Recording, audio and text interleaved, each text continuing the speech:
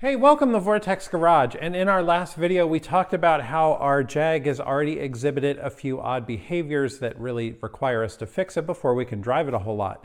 So you'd think that this video would be about us solving some of those mechanical issues and doing a tune-up, but no, there's something much more important we need to do. So what is the big pressing issue here that comes first? Well, it comes with the fact that this is a US Spec Jaguar XJ6, also known as a federal spec. In fact, you'll find federal stickers and badging under the hood even to remind you of that. But you don't have to look under the hood to be reminded, because one thing you'll see is the hideous light design on the front. All right, I guess it's not that bad, but when you know what it could be, it is bad. Now, if you look at this, you'll see that in the arrangement, all four of the headlights themselves are the same size. But look at the outer headlights. It looks like they could house a larger headlight, and instead there's a bit of a chrome blanking plate around it. Quite a bezel there. Well, in the times we are now, we know we don't like bezels with our smartphones, and we certainly don't like them with our headlights. So why does that car do that? Well, if you take a look at Euro Spec models, they don't do that. This car was intended to have 7-inch headlights on the outside. So why do the US Specs have this headlight arrangement? Well, that boils down to some strange regulation from the Department of Transportation at the time that dictated that headlight arrangements, when you had these types of headlights, well, you couldn't have different size headlights. And that doesn't make sense to me. Why can't you have a different size low beam versus high beam? I guess I can understand from side to side, but my gosh, look what they did.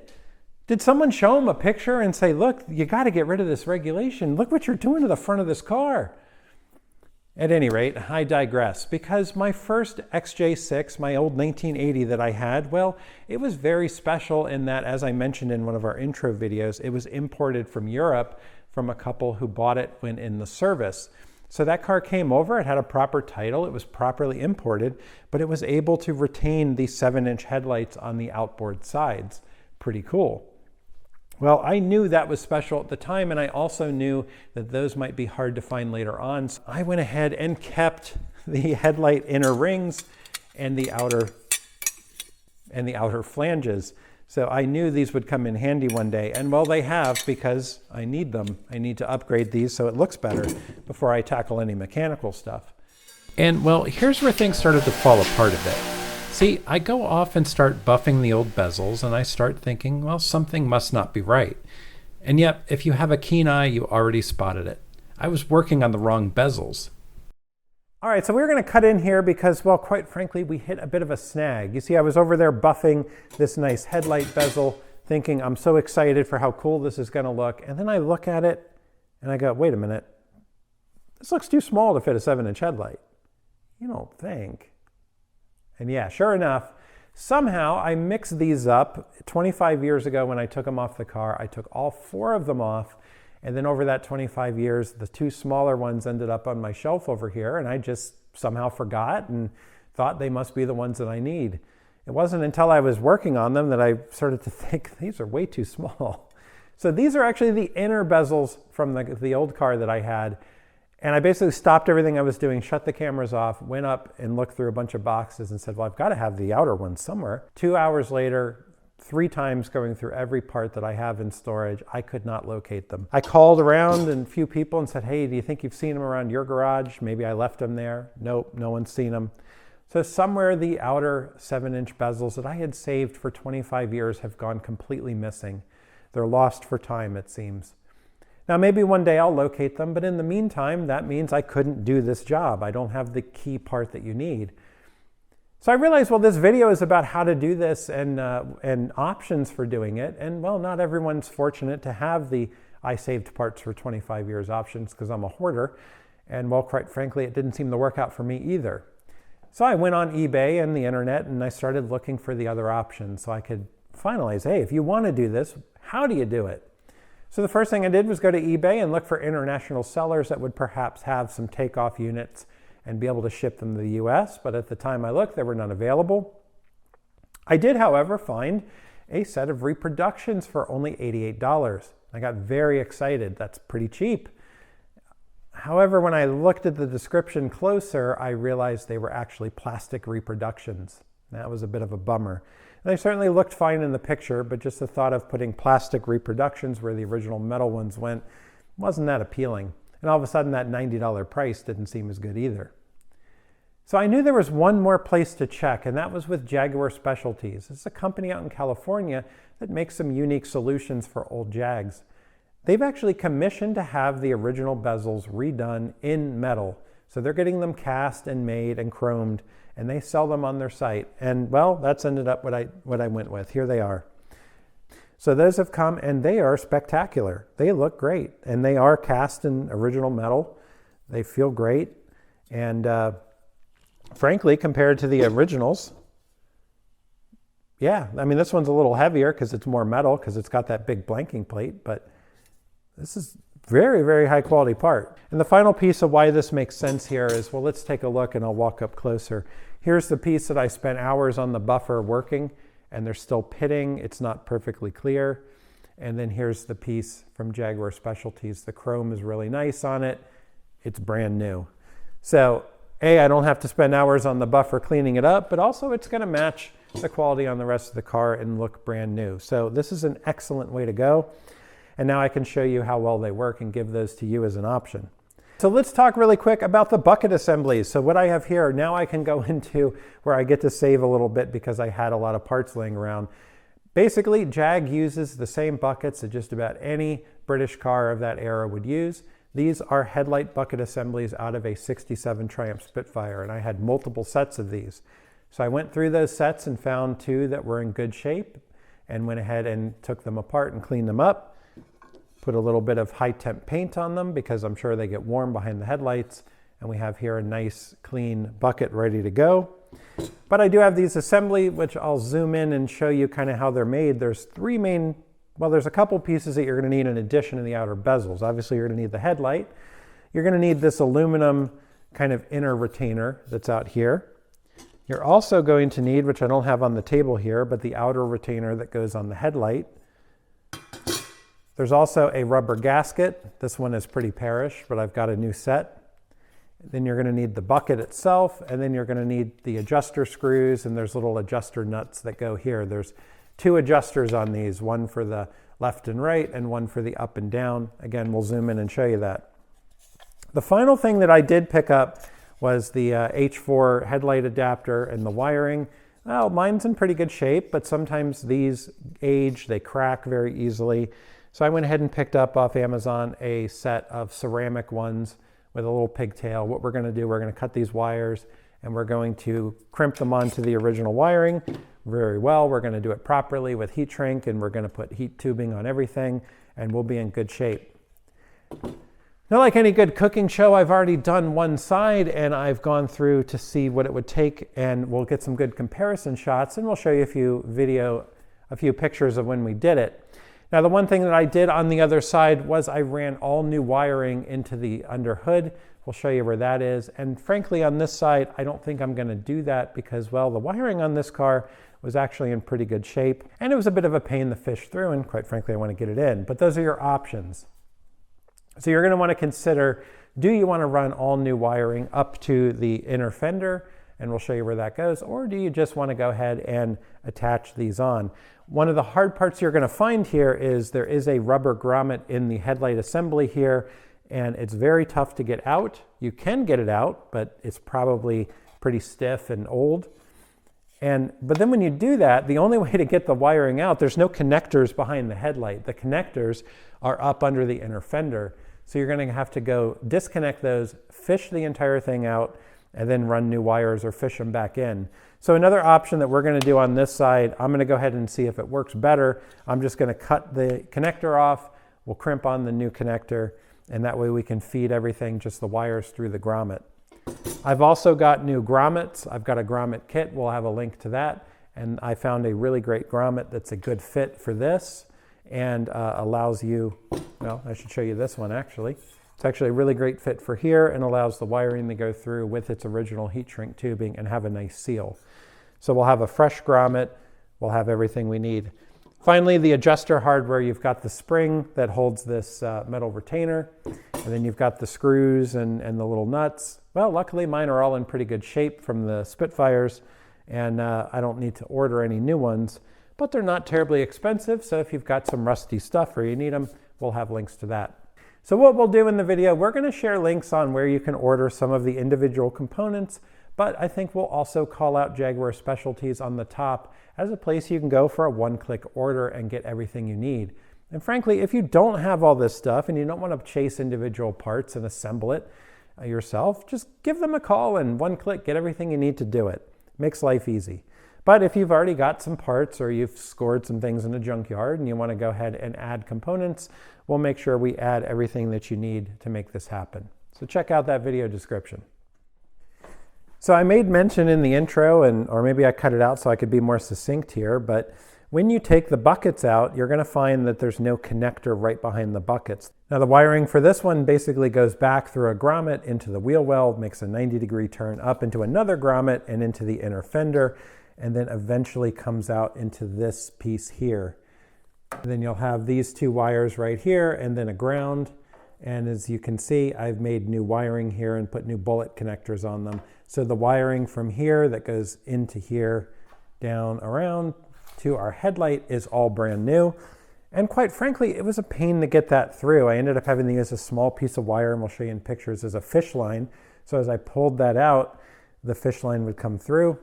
And as you're pulling on it, you're kind of trying to get it around those bends. You're pulling the wires hard. So I didn't really want to reuse it after I had pulled on it as hard as I did. So we went with fresh wiring, actually even a little higher gauge. But on the next one, I'm going to try to avoid doing that, because the wiring on this car is actually in pretty good shape. It doesn't feel too stiff or worn out. And I think we're going to give that a shot. And really the purpose of this was just to show you where the harnesses go and the options that you have. You can choose what way you think is best for your scenario and what is safest for your setup. But I'm not going to go over how to do wiring here. There's plenty of guides on that. The key things I tell you is make sure you have the right tools, make sure you crimp things properly, heat shrink properly, and always, if you're replacing wiring, make sure you have the same or larger gauge wiring so that you can support the amp load. So let's start our 7-inch conversion. First step is disassembly. First, go ahead and remove the screw at the top of the original bezel. Pulling from the top, you can then remove the outer bezel. We'll go ahead and remove this ring right here. There are Phillips head screws. These are the adjusters. We won't need to touch those, so we'll just go ahead and take these off.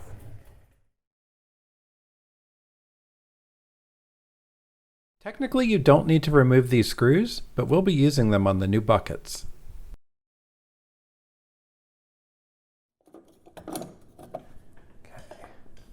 Now you do have a little bit of a spacers. You just have to loosen them and then you can swivel that and pull it out. I just noticed that. All right, so we got that. Take our bulb out, take off our connector. All right, so here you have the original. This is why you have to replace the buckets. It uses a smaller bucket with a similar kind of blanking plate here. So this is the adjuster mechanism for this too, and it's got a different adjuster than you might find on the 7-inch ones that we're going to use. The other thing that is a bit of a bummer is it has these little clips right here, and we're going to have to find a solution for these. These clips actually help hold the bezel in place. They actually grab onto these things right here. Now these clips are not on the 7-inch buckets that we have, so what we'll have to do is come up with some solution. What I did on the other side is I just screwed it in the top, and I haven't completed the bottom piece yet, so we'll have to figure that out. There is another website, there's a blog someone has that did this conversion, and they used some wire stock and made it. I'll link to that, as that's a good option, and I think I should give credit where it's due. I would probably use the same recommendation that they came up with, but that kind of is what helps this clip in the bottom there. I'll also inspect that a little more and see if that's something we can somehow repurpose on ours. But in the meantime, we'll go ahead and take these screws out and we'll get the entire bucket assembly out. So let's go ahead and remove these buckets. Now what you're going to see is there's the grommet under here, and that's going to need to be removed. So we're going to have to let the bucket dangle a little bit. And when we do that, we can put a rag here to kind of protect our finish. And nothing really special here. just remove the screws on the outer edge of the headlamp bucket. Like I said, for our purposes, there's so far no need to separate the inner bucket from this kind of blocking piece here. But we can already see, like, look, I can only pull this that much. So I would have to reach up under here to get to that grommet. Now you can buy those grommets, or you can go ahead and cut them and get them out of the way. And I think that's what we're going to do. This grommet can be a pain. I used a razor blade to carefully cut it down so it would slip through the hole in the back. All right, there we go. Once we cut enough of it away, we just push it through the back side, and then we're going to go ahead and cut these. But first, we're going to keep a track of what wires go where. So it looks like the blue and white, blue and red, and black. We can kind of just take a picture to show which way they go so we can attach them correctly in the future.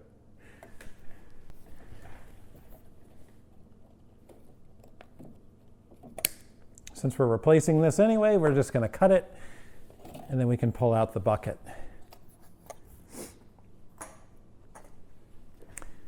So what you'll see is that our wiring goes through this grommet here in addition to this harness that goes down to our bumper lights. Basically, that goes up into the inner fender and then comes out in the engine bay. So we don't want to wrestle that through those grommets like we did on the other one. So all we're going to do is add some wiring here, add some heat shrink, and we'll have a nice protected setup. So we'll go ahead and carefully trim away the rest of that grommet, and then we'll move on. More razor blade work here. Just be careful not to cut the wires. There we go. So there's our grommet removed. And now inspect the wires, make sure we didn't nick any of the insulation. And fortunately, they look good.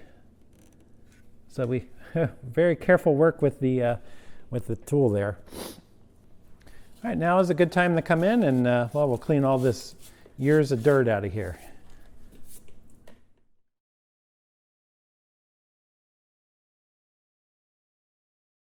Let's go ahead and put our buckets together. So as you can see here, there are two captive nuts that go on the back, and they kind of have these, as you can see, these little flags that hold them in. So we transferred these off when we painted these, and we put them back in. They have little nylon hex nuts in there. And then on the back side, they're just regular nuts like that. And that's where the adjuster goes. And there's two of those that go into the headlight bucket. It's very obvious where they go. There's two spots where they attach. And basically this retainer ring for the bulb has these areas right here where the adjuster bolt will go in. And the adjuster bolt has a little bit of a gap, and that gap has like a shoulder and then the top piece. And that actually goes and slides in here like that. And then that adjuster goes into one of those. And go on that one, actually. And then that would screw in. We can go ahead and screw that one in. You don't have to have it attached like I do. You can get the bolt started and then just come and slide these on. As you can see, as you screw this in, it's going to have this tab right in that little piece, that little ledge on the bolt, and push it down or pull it up, and that's what's going to be your adjustment. Now once you have those started, what keeps it from flopping around? That would be the spring. The spring sits inside the bucket. There's a little ledge in there. So our spring would go on that and then into that hole right there. Just like that. Okay, we've gone ahead and run our adjusters down pretty far, and now we've got some tension on our spring. So our bucket is almost ready. So for the last piece of the puzzle, this grommet right here, we're going to go ahead and fit right there. There we go. just like that, and we'll flip it over. And we'll make sure that the grommet's all the way through. And you can kind of see it down in there, and there it is, look at that. So this bucket is now pretty much ready to be installed, but we are missing one piece, and that would be our rubber gasket. Now the rubber gasket has two standoffs that go where the adjuster bolts are, and that's what helps to keep those from getting rusty. And you can pull that down around, and when you flip it over, you'll notice through here, it's a little hard to see on camera, but there will be little spots right there, and you just take a pick or something, or just run the screw right through it, and you'll have those ready to go. So that's all those on the gasket. Now the headlight will go in. Of course, we'll have to get our wiring in, but then the headlight would sit in here, and then this outer trim ring would sit on, and it goes only one way, like that, and would bolt to there. And this is what holds the headlight into this inner bucket, and then you're ready to go ahead and install it. So we'll put this aside so we don't break it or lose it. I think what we'll do next is we'll finalize our wiring, and then we'll be all set and ready to go. All right, so we've got our wiring all done, and we've got our connector out here, and we're ready to go ahead and get this installed. What we need to do now is line this up in the right orientation, and then get that bolted in. Now if you look in here, you'll see that there are 4 areas where we have the screws go in, and then there's some holes where these adjuster standoffs can go. Well, the nice thing about it is there's really only one way that it can go in, and I'm pretty sure it is this way, in which we will have our adjusters line up into holes where the standoffs can go, and we'll have screws line up with the retainers. So all we need to do is position our light assembly. We'll make sure that our wiring in the back is not going to get bound up. In fact, I might go ahead and run a little zip tie here and just tie those together. So let me do that really fast. All right, so our wiring is all done. We've got our new connector. We've got it run through the grommet. We've got heat shrink on it, and we've got it connected up, and we're all set. So we're going to want to make sure that this goes out of the way of the bucket. Now, if you're using the original style bucket, you don't have to worry about anything with this little plate here. I have read that if you're using an aftermarket bucket, they're a little longer, and these rivets might get in the way. But for our purposes, we have no issue there. If those do get in the way, you just cut them out of the way. So I've got the rubber gasket installed, and I've put the screws in already, and that kind of holds the gasket in place and helps us line the screws up. And the nice thing about this is I'm also using new screws, and we'll link to the hardware that we used. We just had some hardware kits laying around from Amazon, and well, you could use those as well. So let's go ahead and line this up. You'll know that the rubber standoffs go in.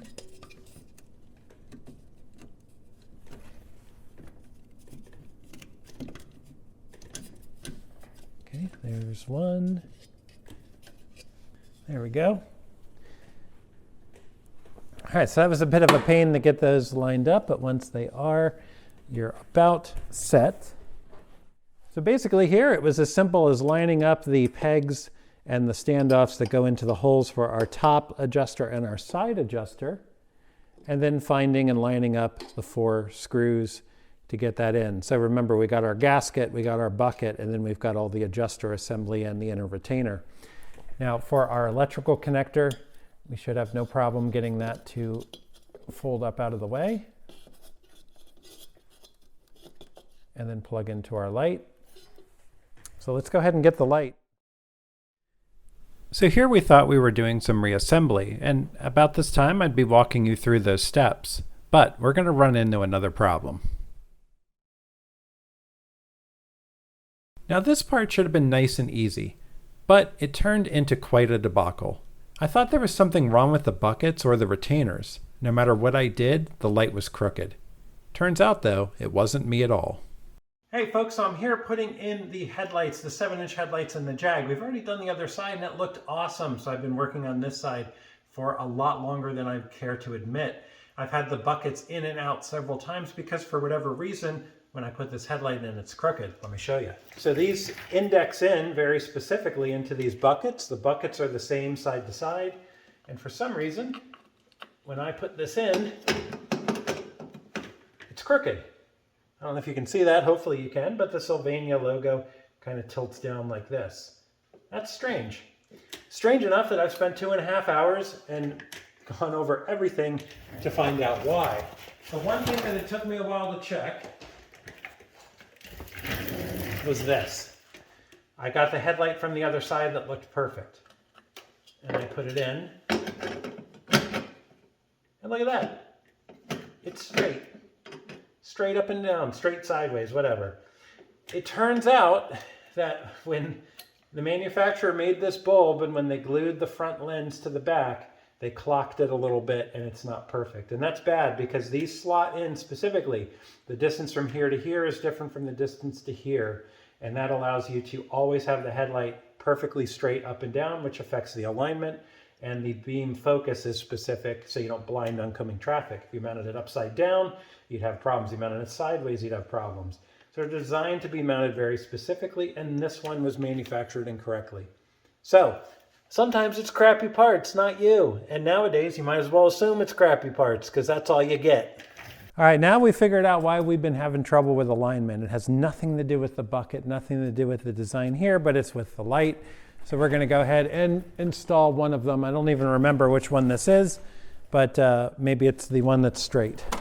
Now I think we can actually put it back together. So we'll plug this in for the umpteenth time. Run the wires up in there. Ooh, this is the one that's straight up and down. That's good because it'll look better on video. And then you'll have to believe me when I say I'm going to replace it. It looks hideous crooked, I got to tell you. It's so painfully obvious. All right. Reinstallation at this stage is pretty simple. Simply line up the retainer ring for the headlamp and screw it into the inner lamp retainer.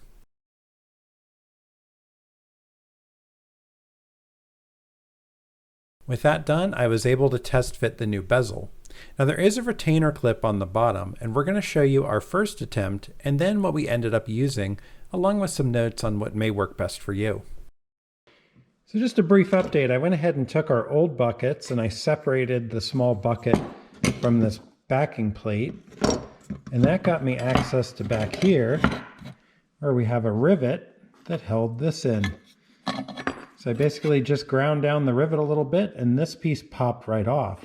So what I'm going to do, this is the bottom retainers, I'm just going to cut right about here and here.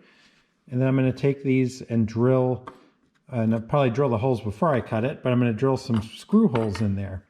And then on the lower two screws on the new buckets, that's where these are going to bolt in. And this should put these little retainers right where they need to be. So that's what we're going to try. So we'll give that a try and we'll show you when we get it on the light. And here's the end result. We have a screw hole and we can screw this in on that lower bolt and we'll have our retainer, and we have that piece here, and then we have the original middle piece that we don't need, which we'll just lay right there for now. So let's give this a try. All right, so I think our little trick is going to work good here, because here are those clips that I just put in. I bolted them in on these two down here, and so these worked perfectly. Put them on first,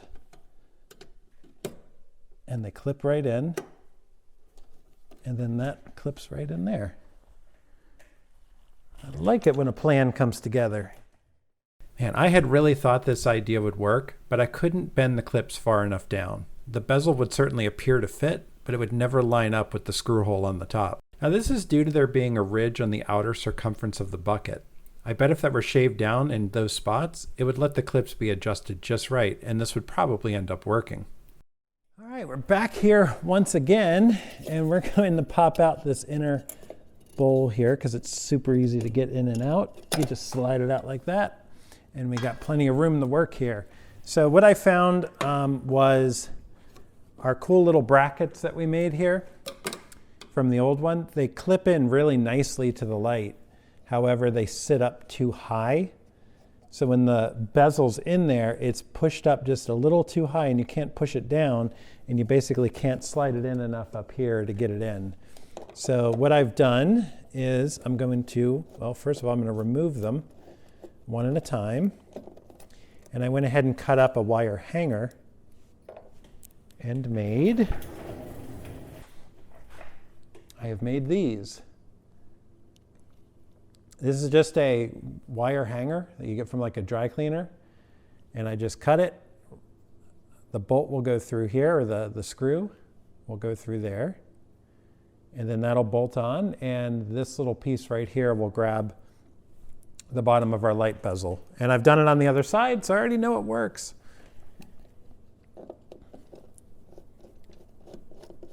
So I'll just do these one at a time, just like that, and we'll tighten it in. Look at that. So once you get the wire retainer screwed in, it's as simple as reassembling everything. Well, this was probably about the 10th time I had done it, so it went quite quickly.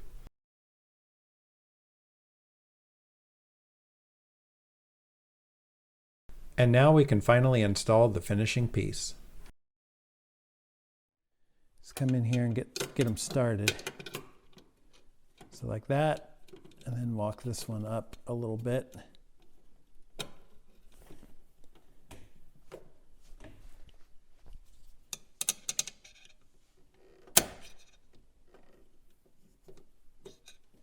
There, just like that. So now those are now connected.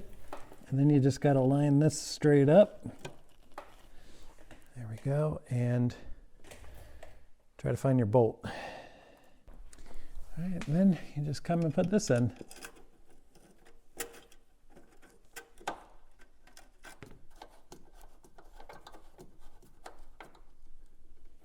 There we go. And now our bezel's held in on the bottom, and I can't pull that at all, so it's not coming out. So that little hanger trick worked really well. I really can't wait to get my touch-up paint, which is on the way, and it's really gonna make this thing look sharp. So we got one that's in nice and is perfectly straight. Let's check it out. We'll grab the other camera and we'll show you what this looks like, and then we'll wrap our video up.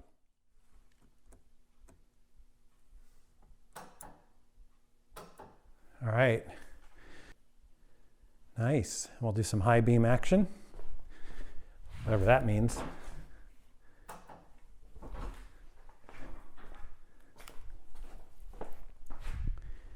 And there we go with the high beams.